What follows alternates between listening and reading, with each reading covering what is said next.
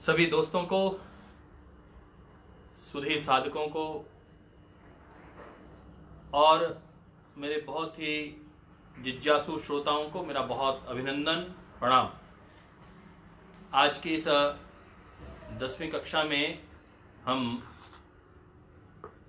कल के पाठ को आगे बढ़ाने का प्रयास करते हैं और प्रयास करते हैं उस ज्ञान गंगा में स्नान करने का। इस कल्याणी गंगा मैया के पावन तट से आपके जीवन के मंगल में यशस्वी दीर्घायुष्य की कामना करते हुए एक विषय आपके ध्यान में आया होगा कि कल हमने जब चर्चा की तो सिद्धासन को लेकर बहुत गहन चिंतन स्वामी स्वात्माराम जी ने हठ योग में किया। कल हम कुछ प्रश्न मैंने देखे और प्रश्न कुछ व्यक्तिगत भी मेरे पास पहुंचे, उन प्रश्नों की चर्चा कर लेते हैं। एक बहन ने पूछा कि अनुलोम विलोम प्राणायाम बाईं ओर से ही करना चाहिए और क्यों। बहन, केवल बाईं ओर से करने का विषय नहीं है, प्राणायाम आप दाईं ओर से भी कर सकते हैं।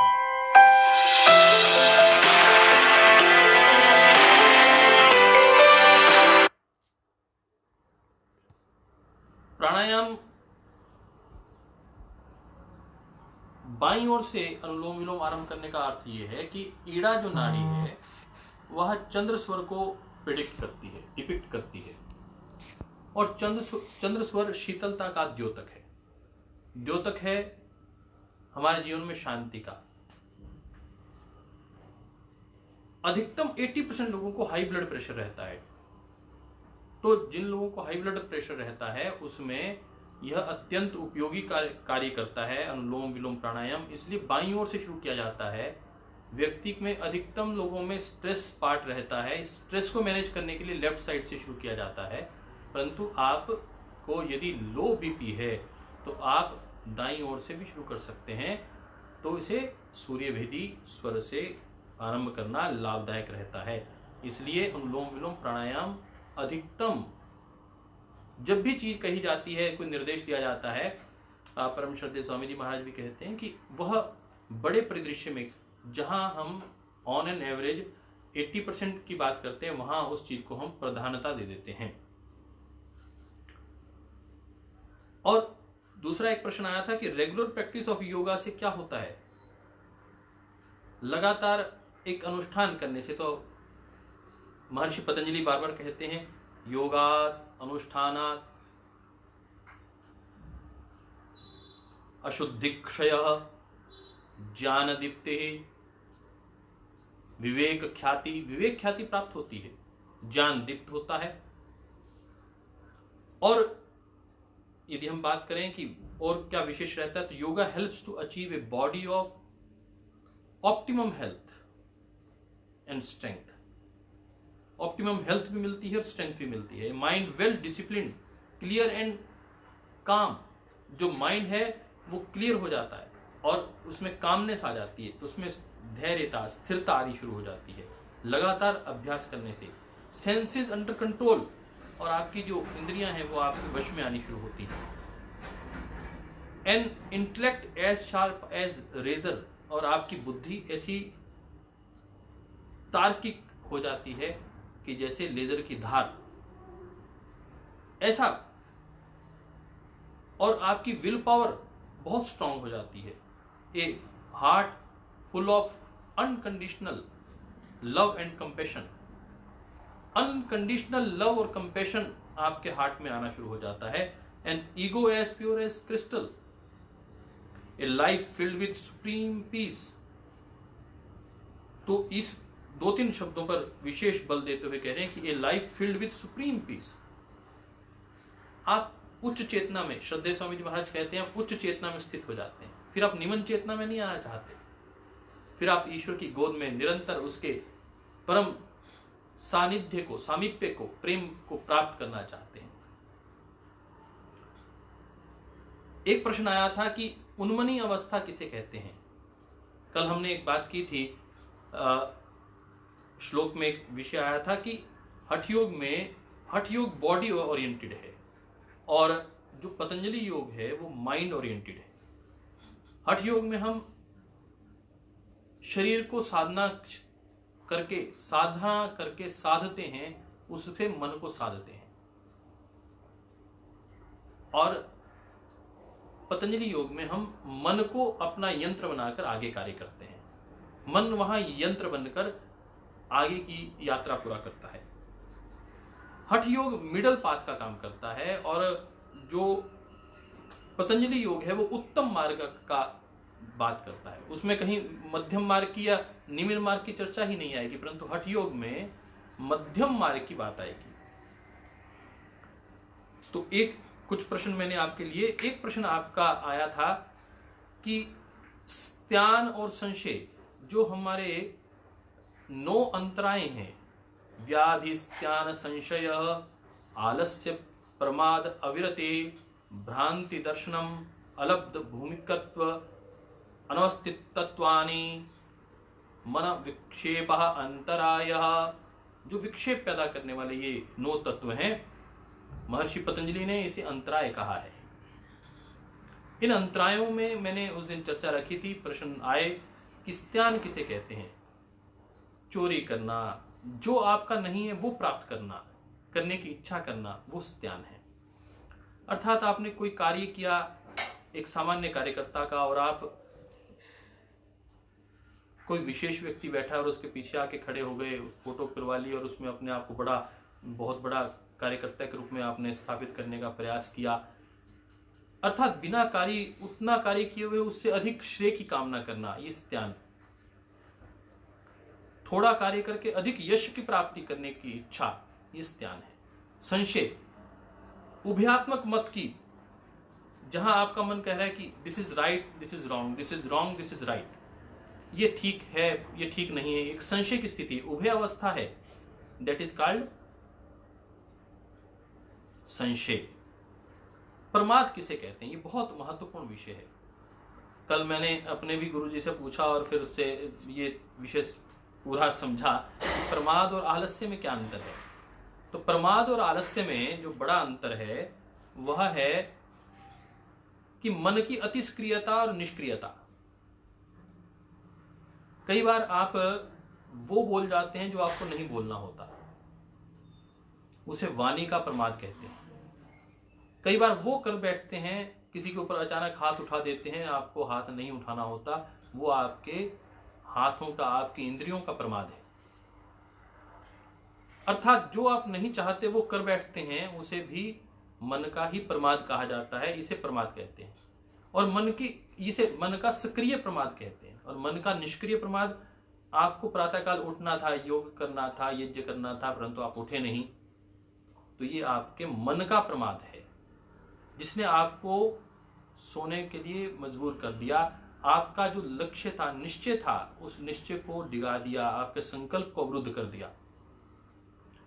और मन के सक्रियता और निष्क्रियता का नाम यदि प्रमाद है, तो शारीरिक निष्क्रियता का नाम आलस्य है। शरीर आपका उठने को तैयार नहीं है, शरीर कोई कार्य करने को तैयार नहीं है, जानबूझकर आप घर पर बैठकर आराम करना चाहते हैं, तो वो आलस्य है। तो आज हमने अंतरायों की चर्चा की उन गुणों की, और 1-2 प्रश्न और जो आए थे, तो ऑब्स्ट्रक्टिंग फैक्टर्स, जैसे ऑब्स्ट्रक्टिंग फैक्टर्स के रूप में हमने अंतराय महर्षि पतंजलि के पढ़े, वैसे ही ऑब्स्ट्रक्टिंग फैक्टर्स थे अति आहार करना, अति प्रयास करना, प्रजल्प करना, ओवर टॉकिंग, नियमाग्रह, बहुत ज़्यादा अपने नियमों के प्रति सजग रहते हुए उसके साथ जुड़े रहना और उसमें आवश्यकता पड़ने पे परिवर्तन ना करना, चाहे उससे कोई बड़ी हानि हो रही हो, जनसंघ, बहुत ज़्यादा ओवर एक मीटिंग करना लोगों से, लौल्यम, मन की चंचलता, इनकी चर्चा आई थी। और जो हमारे फैसिलिटेटिंग फैक्टर्स थे, उत्साह देने वाले तत्व थे, वहाँ था उत्साह, साहस, धैर्य, तत्व ज्ञान, विवेक, निश्चय, जनसंघ परित्याग, बहुत अधिक लोगों से ना मिलने का क्रम, ये छोड़ना। तो ये सारी चर्चाएं, ये सब जो आपके प्रश्न थे, मैंने उनको लिया। आपके जो प्रश्न हैं आप साथ में डालते रहेंगे। अब हम आगे चर्चा को बढ़ाते हैं। भाई जयपाल शास्त्री जी का, हमारे हरियाणा के संगठन मंत्री, उनका अभिनंदन। यदि आप 42वें श्लोक पर वापस चलें, उसमें बहुत स्पष्ट कहा गया है, तथै एक अस्मिन्नेव दृढ़े बद्धे सिद्ध आसने सदा बंधत्रयमानायासत् स्वमेव उपजायते अनायस। जब तीनों बंद लग जाएं, वह सिद्धासन है। न आसनम सिद्ध सदृशम न कुंभ केवलोपमः न खेचरी समः मुद्रा न नाद सदृशो लया। कि खेचरी के समान ना तो मुद्रा है, न लय के समान नाद। There is no asana similar to Siddhasana, no Kumbhaka can be compared to Keval Kumbhaka, not a single mudra is similar to Khechari mudra, and no laya is similar to Nada, the unstruck sound। जो ईश्वर की, जो आपका हृदय की धड़कन ईश्वर ने दे रखी है, अंदर भीतर एक नाद आपको सुनाई देता है। जब आप मेडिटेशन में बैठते हैं, उस नाद को सुनने का जब अभ्यास हो जाता है, वो निरंतर चलने वाला नाद, फिर आप उसके साथ जुड़े रहते हैं। तो अब हम आज के अध्याय के मूल तत्व पर आते हैं। चर्चा कर रहे थे हम पद्मासन की। पद्मासन के विषय में उन्होंने कहा कि यह आसन वो है जो हर प्रकार के रोगों को नष्ट कर देता है। इतना स्पष्ट लिखा है। कल भी हमने इसकी चर्चा की थी कि ध्यान और साधना में सबसे उपयुक्त जैसे सिद्धासन है, वैसे ही रोगों के निवारण में सबसे अधिक कोई आसन प्रभावी माना गया है तो उसे पद्मासन माना गया है। परंतु इन्होंने पद्मासन और बद्ध पद्मासन को अलग अलग करके नहीं देखा, बद्ध पद्मासन की अधिक चर्चा की है। वाम रूपारी दक्षिणम च चरणम संस्थाप्य वामम तथा दक्षो रूपारी पश्चिमेन विधिना घृत्वा कराभ्याम दृढ़म अंगुष्ठो हृदय निधाय चिबुकम नास अग्रम लोकयेतः एतद व्याधि विनाशकारी। बहुत सुंदर, बहुत स्पष्ट लिखा है। एतद व्याधि विनाशकारी यमिनाम पद्म आसनम प्रोच्यते। This is the destroyer of the disease is called padmasana by the great yogis. बहुत महत्वपूर्ण पद्मासन के विषय में चर्चा। उत्तानो चरणों कृत्वा उरु संस्थो प्रयत्नतः उरु मध्य तथो उत्तानो पानी कृत्वा तथो दृशो। कह रहे हैं, place both the soles facing upward upon the thighs effortfully, then place both the palms facing upward upon the middle of the thighs, then the eyes। यह कह रहे हैं कि आप अपना बाएं पाँव को दाईं जगह पर, दाएं पाँव को बाईं जगह पर रखते हुए और दोनों हाथ अपने नाभि के पास रखते हुए, ये इसको अभी इस मुद्रा के विशेष में रूप में चर्चा आएगी। भैरवी मुद्रा और भैरव मुद्रा की आज हम चर्चा करेंगे। नासा अग्रे विन्यस्येन्द्राः दंतमूले तु जिह्व्यः अग्र दंतमूले तु जिह्व्यः उत्तमभ्यम चिबुकम वक्षस्थ्युत्थाप्य पवनम शनै। At the tip of the nose place the tongue against the root of the frontal teeth. जो आग का आगे वाला दांत है, उसकी जो रूट है उस पर अपने जीवा की टिप को अटैच करना और अपनी चिन्ह को ऐसे लगाना। स्लोली रेज द वायु, और अपनी अपान वायु को ऊपर खींचना, इसकी चर्चा की गई है। इदम पद्मासने प्रोक्तम सर्वव्याधि विनाशनम दुर्लभम येन केनपि धीमतः लभ्यते भुवि। इसको लगाना सरल नहीं है, इसको जो लगा लेता है उसके सब रोग तो नष्ट हो ही जाते हैं। ये एक मेरे पास अभी आपके जो नीचे कमेंट्स है वो नहीं आ रहे हैं, आपने लिखने बंद कर दिए या मेरे फोन में मैं देख नहीं पा रहा हूं। तो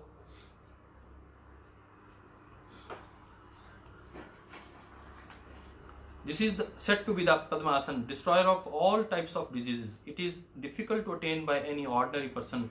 Only wise or intelligent in this world are able to attain this.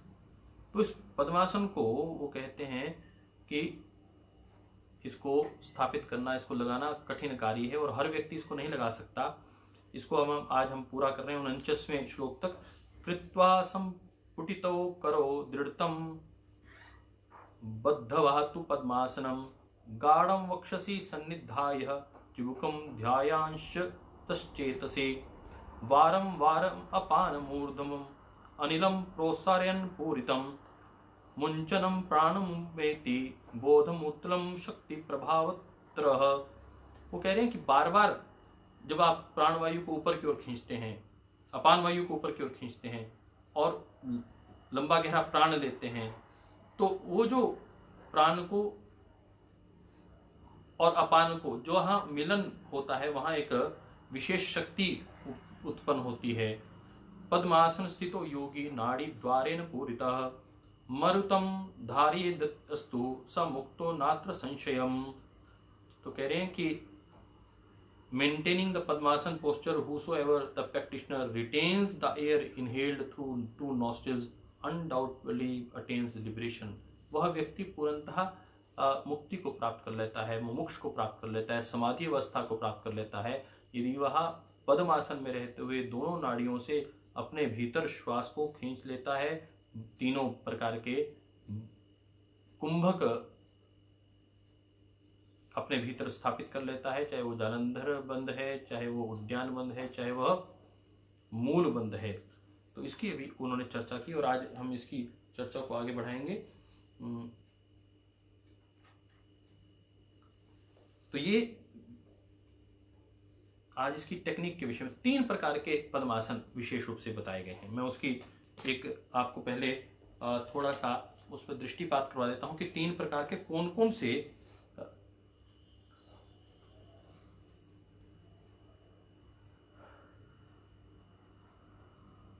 ये जो पोस्चर्स हैं उसको देखने के बाद जब मैं आपको बताऊंगा तो आप इसको समझेंगे कि वो आखिर स्वात्माराम जी कहना क्या चाहते हैं। देखिए, एक प्रकार की मुद्रा तो ये है,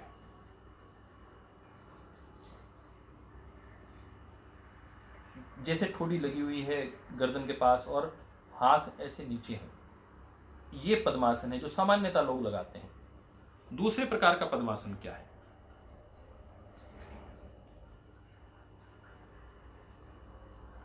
एक पद्मासन की प्रक्रिया ये है जहां एक तो जालंधर बंद के साथ लगा रहे हैं और एक में जालंधर बंद और मूल बंद है, एक में जालंधर बंद नहीं लगा रहे, केवल मूल बंद है। और ये बद्ध पद्मासन है जिसकी विशेष रूप से चर्चा की गई है, जिस आसन के विषय में कहा गया कि हर प्रकार के रोगों को समूल रूप से नष्ट कर देता है। यह आसन जो है बद्ध पद्मासन, ये सबसे प्रभावी आसन बताया गया है। तो ये जब इन तीनों की चर्चा आ रही थी, पद्मासन is the destroyer of the diseases. It brings about changes in the metabolic structure and brain patterns, and this helps create balance in the whole system. Like Siddhasana, it also stimulates the acupuncture meridians of the stomach, gallbladder, spleen, kidney, and liver. Perfect functioning of these organs is essential for good health. तो इस पद्मासन को करने से acupuncture के सभी points जो meridian है उन सब पर प्रेशर रहता है और वह हमारे जो वाइटल ऑर्गन्स हैं, stomach, gall bladder, spleen, kidney, liver, इन सब की मसाज होती है और इनका अच्छे से पोषण होता है, इनके माध्यम से अच्छी सिक्रीशन होती है और व्यक्ति स्वास्थ्य को प्राप्त करता है। However people with this sciatica और sacral infections should not do padmasana until the problem is elevated। जब तक आपको sciatica है बहुत ज्यादा, तो योगी स्वात्माराम जी कहते हैं कि तब तक ये आपको आसन नहीं करना चाहिए। तो आज हमने कुछ चर्चा की। By practising yogasana in the described manner and reversing the natural flow of prana and apana, तो potential force in the pranic system and the higher faculties of the mind are awakened. तो उन्होंने कहा वारंवार अपान मूर्ध्वम अनिलम प्रोत्सार्यन पूरितम। बार बार जब आप अपान वायु को ऊपर और प्राण वायु के साथ इसका मूल बंद के पास मणिपुर चक्र में सम्मिश्रण करने का प्रयास करते हैं, तो एक potential force pranic system and the higher faculty of mind are awakened, और बहुत हायर कॉन्शियसनेस आपकी प्राप्त हो जाती है। And to increase the prana the positive and negative energies have to be brought together when they unite an explosion occurs releasing a greater quantum of energy। और जब ये ऊर्जा ऊपर की ओर उठती है और तब एक विशेष प्रकार का ऊर्जा हमारे भीतर प्रकट होती है। Is the process which takes place through practising uddiyana bandha and मूल बंध। तो उन्होंने कहा कि ये तीनों प्रकार के बंध इस पद्मासन में लगाने के साथ साथ जब आप करते हैं तो आपको विशेष ऊर्जा की प्राप्ति होती है। पद्मासने स्थितो योगी नाड़ी द्वारेण पूरितम। उन्होंने कहा कि मारुतम धार्येदस्तु सह मुक्तो नात्र संशय। उन्होंने कहा कि ये जो to absorb maruta is to withdraw the extroverted energy of the body and sense it into the nadis. This prevents an outward flow of prana. The associated brain centers are not activated. तो कह रहे हैं कि यदि आपने इस दोनों नासिका स्वर जब चलने लग जाते हैं, अर्थात कभी एक व्यक्ति का बायां स्वर चलता है या फिर दायां स्वर चलता है, उन्होंने कहा कि इस पद्मासन के लगाने से दोनों आपके स्वर चलने लग जाते हैं और उस वक्त जब ये आपकी प्रक्रिया शुरू हो जाती है तो निश्चित रूप से आप उसको प्राप्त करते हैं जिसे कहते हैं मुमुक्षुत्व, ज्ञान की विशेष अति चेतना को आप प्राप्त करते हैं। When these two opposite poles came together, there is a higher awakening. This means for the whole brain to be active, both hemispheres must function at the same time. उन्होंने कहा कि इस प्रकार जब आप पद्मासन में और तीनों आसन, तीनों कुंभक लगाते हुए, तीनों बंद लगाते हुए बैठते हैं, दोनों आपके जब स्वर चलने लगते हैं तो आपको एक विशेष अवस्था की प्राप्त होती है और आपके दोनों ब्रेन के हेमिस्फीयर काम करने लगते हैं। It is a man's potential spiritual energy which is responsible for the higher qualities of mind. तो आपकी क्वालिटी ऑफ माइंड वह आपका विशेष स्थान पर आ जाता है। तो आज हमने 49 श्लोक तक, यद्यपि इसमें बहुत सी चीज़ें मुझे और आपके साथ शेयर करनी थी, उसके विषय में चर्चा की है, परंतु कल हम चर्चा करेंगे सिंहासन के विषय में और प्रयास करेंगे कल की कक्षा थोड़ी सी लंबी कर पाएं। आप लोग अपना सुझाव दें तो कल हम इस पहले अध्याय को समाप्त कर देते हैं। तो आप उस विषय में थोड़ा सा लिख देंगे ताकि कल की थोड़ी सी कक्षा बड़ी करके हम कोशिश करेंगे कल 50 से 62 लगभग 50 से 16 श्लोकों को हमें पूरा करना है। तो हम कल इस विषय पर आगे अपनी बात रखेंगे।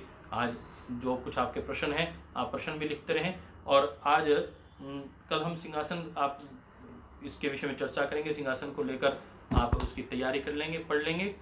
और आज मैंने कहा था कल डॉक्टर ज्योति के विषय में, मेरी जो धर्मपत्नी है, मैं उन्हें आमंत्रण देता हूं कि वह आज आप सबके साथ जुड़ें, क्योंकि जीवन में अब का जो समय है लॉकडाउन का समय है। डॉक्टर ज्योति MD मेडिसिन है और आजकल असिस्टेंट प्रोफेसर के रूप में आप पतंजलि आयुर्वेद कॉलेज में कार्य कर रही हैं और इनकी कई स्पेशलिटीज़ हैं। परंतु आज केवल इतना ही कि परम श्रद्धेय स्वामी जी महाराज, परम श्रद्धेय आचार्य श्री के पावन सानिध्य में उनको गुरु के रूप में स्वीकार करके इन्होंने जो सीखा है उसका कुछ संवाद आपके साथ करते हुए हमने कहा कि हम कभी ये घोषणा नहीं कर रहे कि हम बहुत विद्वान हैं और उसके हम कोई आपके साथ ज्ञान चर्चा कर रहे हैं। हम अपने परिवार के लोग हैं आप सब लोग, और उनके साथ हम एक पारिवारिक स्वाध्याय चर्चा करने का प्रयास कर रहे हैं। आइए 5 मिनट के लिए डॉक्टर ज्योति को मैं आमंत्रित करता हूं और उसके बाद फिर समापन करेंगे प्रार्थना के साथ सामूहिक रूप से। ओम। सभी योग साधक साधिकाओं को मेरा सादर प्रणाम। परम पूज्य स्वामी जी महाराज एवं परम पूज्य आचार्य जी के चरणों में सादर प्रणाम। डॉक्टर साहब के आदेश के अनुसार छोटी सी स्वास्थ्य चर्चा के साथ आपके बीच में नित्य प्रति आने का प्रयास करेंगे, क्योंकि डॉक्टर साहब का आदेश संगठन की शक्ति इसी में निहित है कि नेतृत्व का बात मानी जाए। तो इसी आदेश का पालन करते हुए ये चर्चा आपके साथ। आजकल डॉक्टर साहब बता रहे थे कि ब्लड का pH एल्कलाइन होता है, 7.5 होता है। तो यही मैंने टॉपिक लिया है, ब्लड रक्त की चर्चा 2-3 दिन हम करेंगे। सिंपल से टॉपिक्स और सिंपल सा जो हर एक योग साधक और साधिका के लिए आवश्यक है, ये आपके सामने रखने जा रही हूँ। रक्त धातु है, धातु जिसको शरीर धारण करता है। रक्त जो है बॉडी का एक फ्लूइड है, द्रव पदार्थ है, जो क्या करता है, जीवन का आधार है। और इसका मेन कार्य क्या है कि ऑक्सीजन को शरीर के प्रत्येक सेल तक पहुंचाना, न्यूट्रिएंट्स को पहुंचाना, सहायता से पहुंचाया जाता है। अब हम देखते हैं ब्लड में होता क्या है। ब्लड में 2 पार्ट होते हैं, एक लिक्विड प्लाज्मा, जो भी पानी वाला पार्ट होता है, तरल पदार्थ होता है, उसको प्लाज्मा कहते हैं। और जो भी सेल्स होती हैं 3 तरह की, वो ब्लड सेल्स कहते हैं उन्हें। तो 2 पार्ट हो गए, एक प्लाज्मा और एक ब्लड सेल्स। प्लाज्मा जो होता है तरल पदार्थ, वो लगभग 54% होता है ब्लड में। उसमें क्या क्या होता है, पानी होता है, प्रोटीन होते हैं, ग्लूकोज होता है, मिनरल्स होते हैं, हार्मोन्स होते हैं, कार्बन डाइऑक्साइड होती है, और ब्लड सेल्स भी उसी के अंदर होती हैं, पानी के अंदर फ्लो करती हैं। तो वो क्या हो गया, ब्लड प्लाज्मा। और जो ब्लड सेल्स हैं वो 3 प्रकार की होती हैं, आरबीसी, डब्ल्यूबीसी और प्लेटलेट्स। आरबीसी मतलब रेड ब्लड सेल्स, हीमोग्लोबिन आप सब लोग सुनते हैं जिसके बारे में, ये 45% के आसपास होती हैं। और डब्ल्यूबीसी जो श्वेत रक्त कणिकाएं होती हैं, सफेद होती हैं, ये 0.7% होती हैं। और प्लेटलेट्स भी आजकल आपने सबने सुन लिया है कि डेंगू में प्लेटलेट्स डाउन हो जाते हैं, तो प्लेटलेट्स भी एक प्रकार की ब्लड की सेल्स होती हैं। आरबीसी जो होती हैं वो हीमोग्लोबिन, हीम से बनी होती हैं, तो वो ऑक्सीजन कैरिंग का काम करती हैं, ऑक्सीजन ले जाने का काम करते हैं। और जो डब्ल्यूबीसी है, उनका मेन कार्य शरीर की इम्यूनिटी बनाना, बाहर के इन्फेक्शन से रक्षा करना होता है। और प्लेटलेट्स का मुख्य कार्य ब्लड को जमाना, जब ब्लीडिंग हो रही होती है, कहीं से ब्लड बह रहा होता है, तो उसको बहने से रोकना, वो प्लेटलेट्स का कार्य होता है। जो ब्लड होता है उसका लगभग हमारे शरीर में 5 से 6 लीटर तक ब्लड होता है, और उसका घनत्व लगभग पानी के घनत्व के आसपास होता है। और आरबीसीज जो होती हैं, रेड ब्लड सेल्स जो होती हैं, रक्त की कणिकाएं, अगर हम इनको सीधा बिछा दें शरीर में, तो जो हमारी बाहर की बॉडी की सरफेस है उसका 2000 गुना तक ये फैल जाएंगी, इतनी रेड ब्लड सेल्स होती हैं। और जो डब्ल्यूबीसी की संख्या है वो नॉर्मल 4000 से 11000 तक होनी चाहिए पर 100 ml वॉल्यूम ऑफ ब्लड होती है। ये प्लेटलेट्स जो होती है वो 2 लाख से 5 लाख के अनुसार होनी चाहिए। यूनिट्स में आपको ज़्यादा नहीं बता रही हूँ कि आप कंफ्यूज ना हो, आप नॉर्मल इतना ध्यान रखें कि जो WBC हैं वो 4 से 11,000 तक होनी चाहिए, और जो प्लेटलेट्स हैं वो 2 से 5 लाख तक होनी चाहिए। इस कोई भी ब्लड सेल संख्या से कम होना भी रोग है और संख्या से अधिक होना भी रोग है। तो इतनी ही चर्चा आज रखते हैं। कल आपको रक्त के कार्य बताएंगे, रक्त कहाँ से होता है शरीर में उत्पन्न, ये बताएंगे। इसी प्रकार आगे चर्चा रखते रहेंगे। जो अच्छा हो और सही हो वो गुरुजनों का दिया हुआ, और जो त्रुटि हो वो मेरी अल्प बुद्धि की जानकर मुझे क्षमा करेंगे। ओम। धन्यवाद डॉक्टर ज्योति। आज की चर्चा में आप सब साथियों ने प्रयास किया हमने कि योग के साथ साथ हमारी आयुर्वेद की और हमारे शरीर के विज्ञान की थोड़ी सी चर्चा आपके साथ हमने साझा की। आइए आपके जीवन में खुशियां रहें, आपके जीवन में खुशियों की मंगल कामनाओं के साथ, और पूरे समष्टि में यह उत्साह का वातावरण, प्रेम का वातावरण बना रहे और सब लोग स्वस्थ हों, उसकी कामना करते हुए ईश्वर से प्रार्थना करते हैं। आइए आंखें बंद करते हुए लंबा गहरा श्वास प्रयास करेंगे कि 30 सेकंड तक मौन रहेंगे।